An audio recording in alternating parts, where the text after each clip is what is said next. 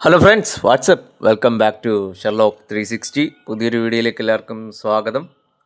അപ്പോൾ ഇന്നത്തെ വീഡിയോയിൽ ഇപ്പം നമ്മൾ ഈ കാണുന്ന സ്ഥലം എന്ന് പറയുന്നത് നമ്മുടെ വീടിൻ്റെ ടെറസാണ്. അപ്പോൾ ഇതൊന്ന് ക്ലീൻ ചെയ്ത് വൃത്തിയാക്കുക എന്നുള്ളതാണ് ഇന്നത്തെ വീഡിയോ.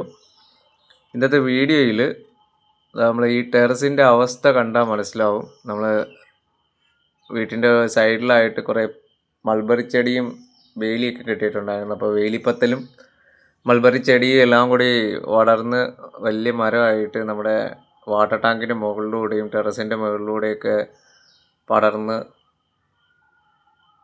കിടപ്പുണ്ട്. അപ്പോൾ അത് വൃത്തിയാക്കുക എന്നുള്ളത് ഇച്ചിരി ടാസ്ക് പിടിച്ച പരിപാടിയാണ്. കുറച്ച് നാളായി നമ്മൾ വൃത്തിയാക്കിയിട്ട്. സാധാരണ നമ്മളൊരു 5-6 മാസം കൂടുമ്പോഴൊക്കെ ടെറസ് വൃത്തിയാക്കുന്നതാണ്. കാരണം ഇപ്പോൾ നമ്മളവിടെ താമസമില്ല. നമ്മൾ താമസിക്കുന്ന സമയത്തൊക്കെ ആയിരുന്നെങ്കിൽ നമ്മൾ ഓരോ മാസം നമ്മൾ ടെറസ് കയറി വൃത്തിയാക്കുമായിരുന്നു. ഈ നിൽക്കുന്ന മൾബറി ചെടികളും വേലിപ്പത്തലും എല്ലാം വെട്ടി വൃത്തിയാക്കി നമ്മൾ ടെറസ് തൂത്തുവാരി വൃത്തിയാക്കി ഒന്ന് ക്ലീൻ ചെയ്യണം എന്നാണ് നമ്മൾ ഉദ്ദേശിക്കുന്നത്. ഫ്യൂച്ചറിൽ നമ്മൾ ഈ ടെറസിൻ്റെ മുകളിലായിട്ട് കുറച്ചധികം കണ്ടൻറ്റുകളും കുറേ കാര്യങ്ങളൊക്കെ പ്ലാൻ ചെയ്തിട്ടുണ്ട്. അതൊന്നും ഞാനിപ്പോൾ പറയുന്നില്ല, അതൊക്കെ ഒരു സസ്പെൻസ് ആയിട്ടിരിക്കട്ടെ. നമ്മളെപ്പോഴാണ് നമ്മൾ വീട്ടിൽ വരുന്നത് ആ സമയം നമ്മൾ അതിൻ്റെ വർക്ക് തുടങ്ങുന്നതായിരിക്കും. അതിൻ്റെ എല്ലാ അപ്ഡേറ്റ്സും നമ്മുടെ ചാനലിൽ നമ്മൾ പോസ്റ്റ് ചെയ്യുന്നതായിരിക്കും. അതുകൊണ്ട് തന്നെ വീഡിയോസ് ഇഷ്ടപ്പെടുന്നവർ തീർച്ചയായും നമ്മുടെ ചാനലും കൂടി ഒന്ന് സബ് ചെയ്ത് നമ്മളെ ഒന്ന് സപ്പോർട്ട് ചെയ്യുക. ഈ വീടിപ്പോൾ എന്തുകൊണ്ടാണ് ഈ ഒരു അവസ്ഥയിൽ കിടക്കുന്നതെന്നും അത് എന്തൊക്കെ കാരണങ്ങൾ കൊണ്ടാണ് ഇപ്പോൾ ഇങ്ങനൊരു സിറ്റുവേഷനിൽ കിടക്കുന്നതെന്നൊക്കെ പിന്നൊരു വീഡിയോയിൽ ഞാൻ അത് പറയുന്നതായിരിക്കും. അപ്പോൾ നമ്മളിന്ന് ഒരു ഉച്ചയ്ക്ക് 2:30ക്കാണ് നമ്മളൊന്ന് വൃത്തിയാക്കാൻ വന്നത്. അത്യാവശ്യം മഴയും കാര്യങ്ങളൊക്കെ ഇല്ലാത്തൊരു സാഹചര്യത്തിൽ നമ്മൾ വൃത്തിയാക്കാം എന്നാണ് വിചാരിച്ചത്.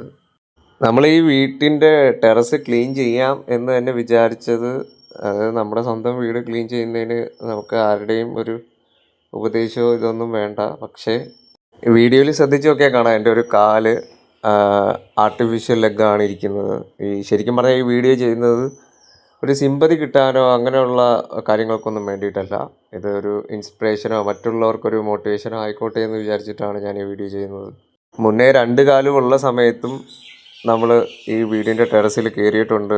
അത് നമ്മൾ വൃത്തിയാക്കിയിട്ടുമുണ്ട്. ടെറസിൽ സ്റ്റെപ്പും കാര്യങ്ങളൊന്നുമില്ല, നമ്മൾ ഏണി വെച്ചിട്ടാണ് ടെറസിൽ കയറിയിരിക്കുന്നത്.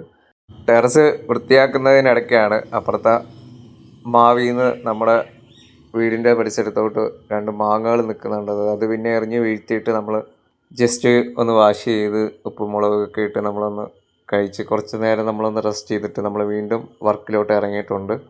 ഇനി നമുക്ക് നേരെ പോയിന്റിലോട്ട് വരാം. ഈ വീഡിയോ ഞാൻ ചെയ്യാനും ഇതിന് മെയിനായിട്ടുള്ളൊരു കാരണമെന്ന് വെച്ചാൽ, ഈ നമ്മളെ കൊണ്ട് ആരെങ്കിലും പറ്റില്ല എന്ന് പറഞ്ഞു കഴിഞ്ഞാൽ പറ്റില്ല എന്ന് അവരല്ല തീരുമാനിക്കുന്നത്. അത് തീരുമാനിക്കുന്നത് നമ്മളാണ്, നമ്മളെ കൊണ്ട് പറ്റുമോ പറ്റത്തില്ലേ എന്നുള്ളത്. അതിനുള്ളൊരു എക്സാമ്പിളാണ്.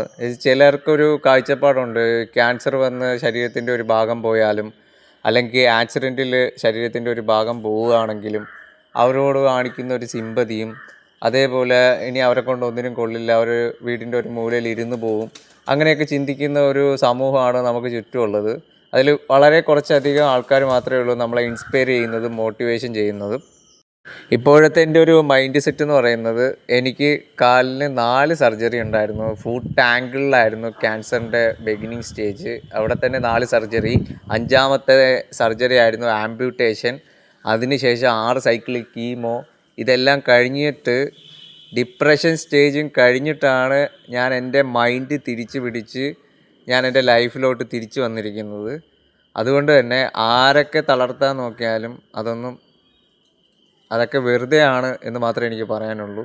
കാരണം എൻ്റെ ഈഗോയെ ഹേർട്ട് ചെയ്യുകയാണെങ്കിൽ ഞാൻ അതിൻ്റെ എക്സ്ട്രീം ലെവൽ വരെ പോവും. അതിന് ഏത് കാര്യം ആയിക്കോട്ടെ, എന്തിനു വേണ്ടിയിട്ടായിക്കോട്ടെ. നമ്മൾ ഒരുപാട് മുറിവുകളും അതേപോലെ ഒരുപാട് അനുഭവങ്ങളും നമ്മുടെ ലൈഫിലൂടെ കടന്നുപോയി. നമ്മൾ തന്നെ നമ്മളെ ഒരു കത്തിയായിട്ട്, ഷാർപ്പായിട്ടുള്ളൊരു കത്തിയായിട്ട് നമ്മളെ മാറ്റിയെടുത്ത് അതിന് ഒരുപാട് സമയം എടുക്കേണ്ടി വന്നു. അതിന് ഒരുപാട് കാര്യങ്ങൾ എനിക്ക് ചെയ്യേണ്ടി വന്നു. അതുകൊണ്ട് തന്നെ ഇപ്പോഴും പറയാണ്, ഈഗോ ഹേർട്ട് ചെയ്യാൻ മാക്സിമം ആരും ശ്രമിക്കാതിരിക്കുക. അതിൻ്റെ ഒന്നും നഷ്ടപ്പെടാനില്ലാത്തവൻ്റെ ഈഗോ എന്ന് പറഞ്ഞാൽ ചിലപ്പോൾ അതിൻ്റെ എക്സ്ട്രീം ലെവലിലോട്ട് പോകും. അതുകൊണ്ട് തന്നെ അത് എനിക്ക് ഈ വീഡിയോയിൽ പറയണമെന്ന് തോന്നി. അതുകൊണ്ട് മാത്രമാണ്. ചില സമയം നമ്മൾ നിശബ്ദരായി ഇരിക്കുന്നത് നമ്മുടെ കഴിവില്ലായ്മയായിട്ടോ അല്ലെങ്കിൽ നമുക്ക് പ്രതികരിക്കാൻ അറിയാൻ വയ്യാഞ്ഞിട്ടോ അല്ല. എല്ലാത്തിനും ഒരു റീസൺ ഉണ്ട്. നമ്മൾ സൈലൻ്റ് ആയാൽ പോലും അതിനും ഒരു റീസൺ കാണും. സൈലൻ്റ് ആയി മീൻസ് ഇപ്പോൾ എതിരെ നിൽക്കുന്ന ആൾ പറഞ്ഞതെല്ലാം നമ്മൾ അക്സെപ്റ്റ് ചെയ്ത് നമ്മൾ അവരെ പേടിച്ച് നമ്മളൊരു സൈഡിലോട്ട് ഒഴിഞ്ഞു മാറി പോവുകയാണ് എന്ന് ചിന്തിക്കുന്നവരുടെ ചിന്താഗതിയാണ് മാറ്റേണ്ടത്. ഈഗോ ഹേർട്ട് ചെയ്താൽ ചിലപ്പോൾ ഏതറ്റം വരെയും പോവും. അതാണ് എനിക്ക് പറയാനുള്ളത്. അപ്പോൾ പുതിയൊരു വീഡിയോ ആയിട്ട് നമുക്ക് വീണ്ടും കാണാം.